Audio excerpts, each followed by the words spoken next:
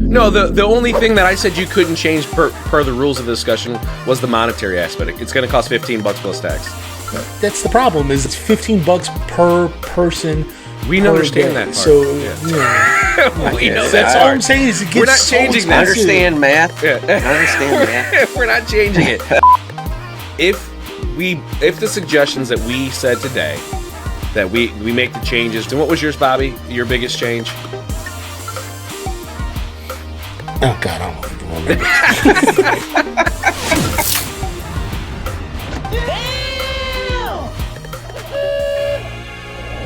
Welcome, Walt Disney World fans, to another episode of the Notcast, presented by NotClub33.com.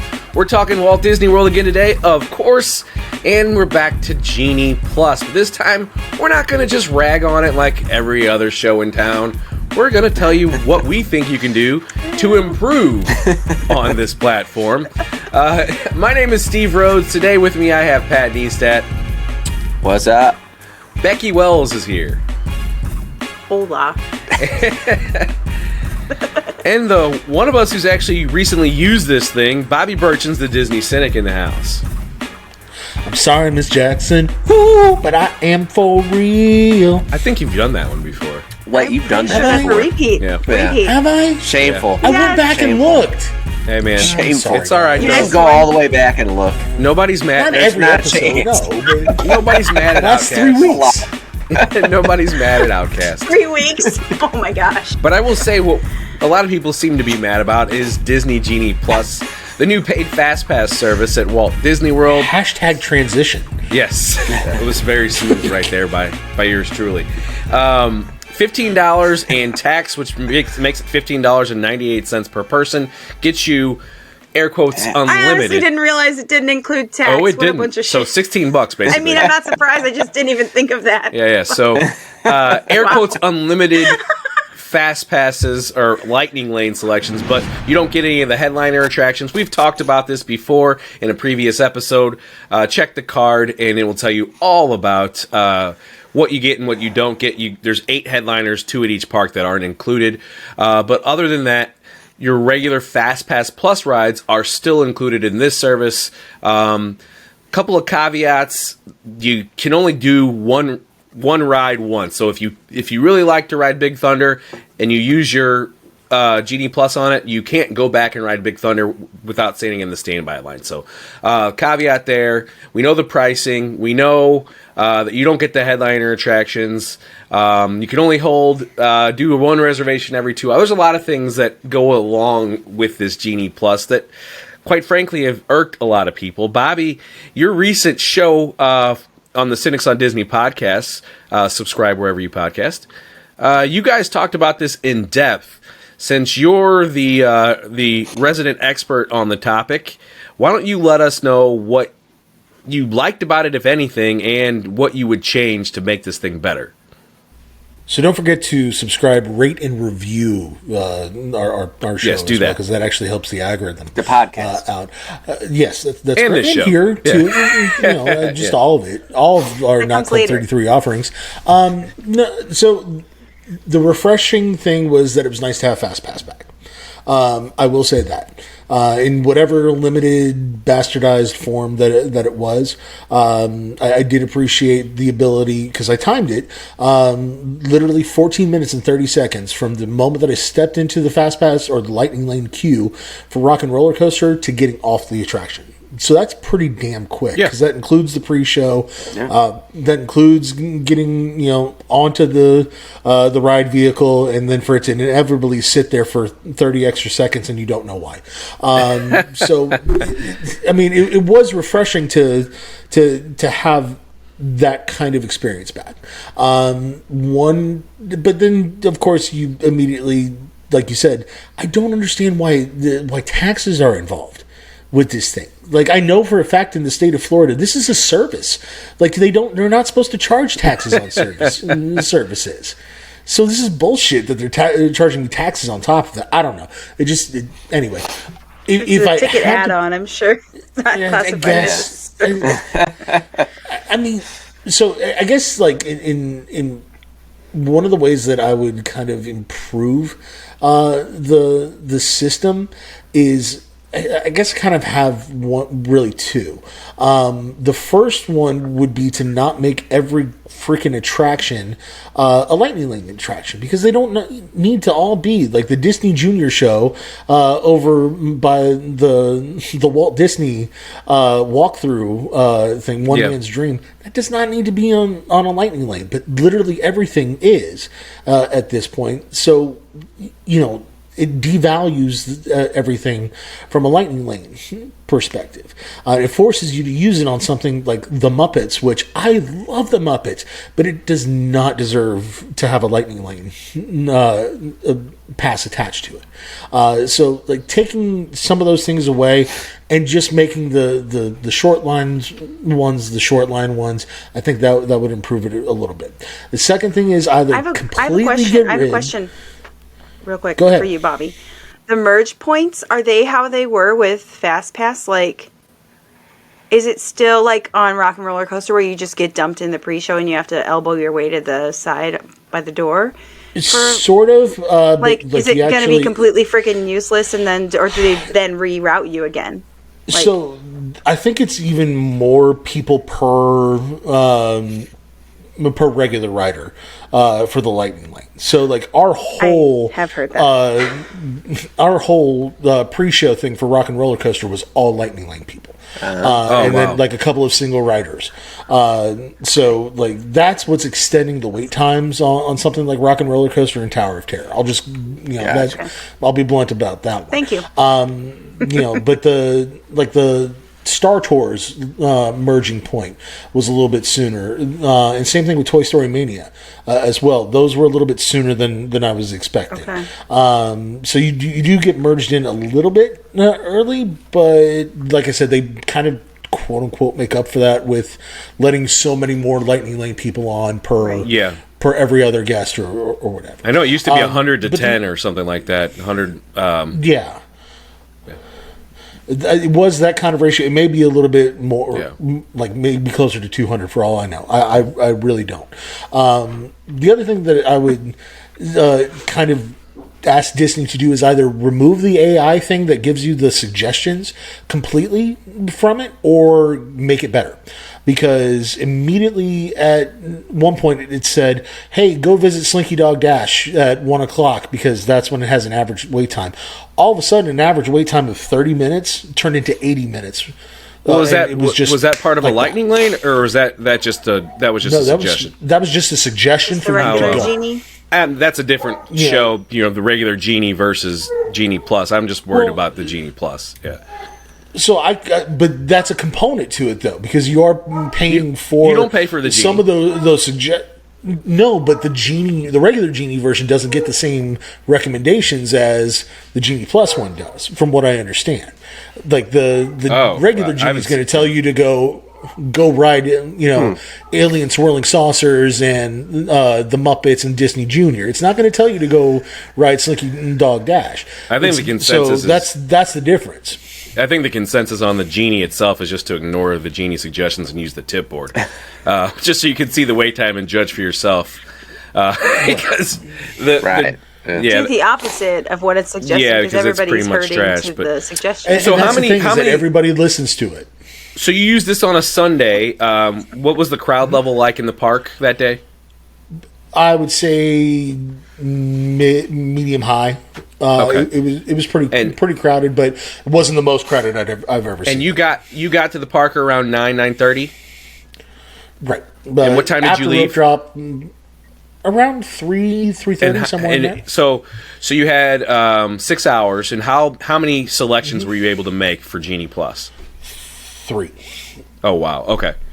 Well, I guess it checks out with being able to do it once every 2 hours, which right, and also it checks out from a standby attraction thing, because they want you to go to do standby attractions or go eat or do something in between that time, so that you can fill up those 2 hours.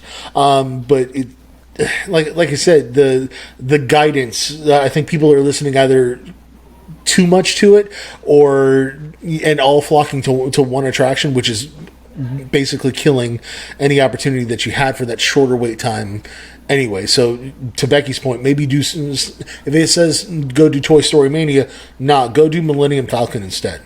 Something along those lines, because people are going to go listen to the app. Well, getting back to Genie Plus and the paid version of the app, knowing what he said there, Pat, what would you be your improvement to this $15.98 upgrade that you would make? So my biggest thing would be to be able to ride whatever ride you wanted, right? So like in the past with FastPass Plus, you could ride not Space Mountain, but we'll just say Splash Mountain. You could keep on trying to get a Splash Mountain as long as it was available. I think that would be a good addition to it. So essentially just make it like FastPass Plus, but pay for it. Yeah, I think removing that one-time use per specific ride would go a long way to improving this thing. So, and I don't know how similar FastPass Plus and Genie Plus are about. I know once you sign in or whatever, you can immediately get another FastPass. I don't know if this is the same way with Genie Plus. Yeah, you can. When you tap, and the time restraints are the same. Well, the time restraint. Tap in, then you can make another selection, or you have to wait the 2 hours. Right. The time restraint. Go ahead. Oh, sorry. You're good. You're saying 2 hours. If you get the 2 hours to come up before you've tapped in, then go ahead and make your next one, because as soon as you do tap in, you can then make another one. But if you do it backwards, you kind of miss out on that, because then you're like, oh, you have one. Your 2 hours no longer matters because it has restarted. So how does that compare to the FastPass Plus? There was no time restraint on FastPass Plus, but if you were so there is. I removed time restraint, and I just make it FastPass Plus, then it's and pay for it. Yeah. Yeah, FastPass Plus, you had to get through your 3 or have the time pass. Whatever. Or you just had to tap turn it back in. to that and make people pay for it, and I think people will probably be a lot happier with it. I don't think that you'd be too wrong about that. Becky, what would you change? Well, most of what I was thinking has already been taken by them taking multiple things each. Yeah. Honestly, I wish that the ratio was a little different. I've been reading like standby that gets allowed in. If there's, the ratio of standby to how many people have Lightning Lane at once is just incredible. Incredibly low. So, as someone who doesn't necessarily intend to buy this every time, you don't have to. You don't have to pay for it. But I don't want to not have a clue how long I'm waiting. Right, and that's the part that I think that's crazy. Even when FastPass, that happened with FastPass, cool. You could still go just do something else, and at least you've skipped that line. But now it's like you're not. I don't know. It's going to be interesting. I think you have to really be smart about when you ride what if you're not planning to pay the $15.98. Right. So that's a little bit more of a bummer for people who maybe don't want to pay for it. Yeah. But I guess that's what I'd change, is maybe just a little bit more even. Well, and kind of to piggyback off of that, and this is a ratio thing, but I think instead of this whole Genie Plus cannot sell out during the day, they should absolutely have a cap number of how many of the Genie Plus subscriptions for a day they should sell per park. Because quite honestly, if you're offering it to everybody on, say, Christmas Eve or something like that, it's just going to be, it's a useless exercise if everybody has it. So you're well, that and the fact that you can't re-ride. Yeah. You can't re-ride, so it's like they are running out of it. Yeah. Then you're just stuck with trash. And so that's just kind of piggybacking off yours just to tie up that Bobby's problem. But I think my biggest pet peeve with this system is you can't modify. Once you've selected a ride, so if you've chosen something, you can't modify. But I don't know. You can't modify it? You can cancel. I thought you could. You can cancel and get another one, but you can't modify it like you could before. You would drop it all. You have to drop it all together. Gotcha. So. And then do you go back to your time constraints? That seems no. insane. You would just start over. But yeah, it just seems silly that you can't swap out. So. Big negative there. It's all because the four of us had it down pat before. Like, we already knew all the tips and tricks, and now we're starting over, and it's bullshit. But you know, it's fucked. But at the end of the day, yeah. If I may plug the podcast one more time, I said this on the podcast. For seasoned Disney veterans, you do not need this. Like, you know what you're doing. Go to the parks, do the strategies that you've always done, and you will be just fine without needing to get on any sort of fast pass or lightning lane attraction. But the fact that so many new people, I think, are entering the market, so to speak, with Disney Vacations, I think a lot of people are maybe because they didn't spend money during the pandemic and now they're coming out of it, they're revenge vacationing and blowing it all on a Disney vacation. Seriously, that's what it's called, revenge vacationing. Yeah, that's the term. Exactly. It's true. So I really think that there's so many more people who don't know what they're doing in the parks that, if you are a first timer, this is going to work out wonderful for you, because it does give you all the same tricks and shit that we knew all along, but now everybody's doing the exact same thing. And you almost have to become counterculture at that point. Yeah, I mean, you got 3 selections in 6 hours. I mean, with the old system, in a 6 hour window, I would have probably had 5 or 6. I would have pretty much almost won an hour. So I don't know, but I think the lightning lane individual selections is probably a better thing than just the plain Genie Plus. But if the suggestions that we said today, that we make the changes where we take off the inability to modify, you can ride anything as long as it's available. We put a limit of how many they sell. We do these things. And what was yours, Bobby? Your biggest change? Removing the AI and the AI is part of a different thing. Yeah. Oh God, I don't even remember. This system's so fucked. It's vital. Yeah. Like that. So that's the problem. Is that like there? Well, if you change, we wanted to talk about improvements and like all of the things that I hate about Disney Plus. Like you hate a lot about it. Per our rules of this discussion. So like no, the only thing that I said you couldn't change per the rules of the discussion was the monetary aspect. Look, it's going to cost $15. It sounds like we all agree. That's the problem. Me. Is that change it back to FastPass Plus and make us pay for it? So with that being said, is it that hard? Here's the question then, Bobby. If they want money, though, if we modify it back to what we think it should be, would you pay $15 then? No. Still, you would still skip it. Okay. Not unless at this point, like if I have like a friend who's coming in and they have one day at Disney and they want to just like go balls to the walls. Okay, maybe at that point. But there's just sauntering about or just like a normal day. Look, we've done everything. We've done it 100 times. Anyway, so there's no reason for it. So you would pay for it in certain circumstances. Pat, what about you? If it was FastPass Plus and I just had to pay $15 for it, I probably would do it. Especially if I had my kids, I'd definitely do it for sure. But see, it's $15 per person. We understand that part. So we know that's all I'm saying is it gets we're not changing that. I understand math. I understand math. We're not changing it, and we're not talking about the Disney Genie. Just Genie Plus is the only thing we're talking about. But if it's just Tori and I, I may not buy it because we don't care about getting on every ride and all that. Yeah. So, Becky, would you do it if it's been modified? I do remember now. Yeah. I don't think my position changes. I think it just depends on which park, who I'm with, and what the goals are for the day. Because I think we can. I think even with my kids, we can do what we like to do without it. There you go. And what was yours? What was it, Bobby? Now that you remember. Now that I remember, it's make fewer lightning lanes for yes, that's right. Like not every damn attraction. So like 3 of our things are about ratio. Like change how much of plussing there is, and and I agree. Plussing. And I'm going to piggyback off you again, Becky. I think it just depends on which park, who you're with.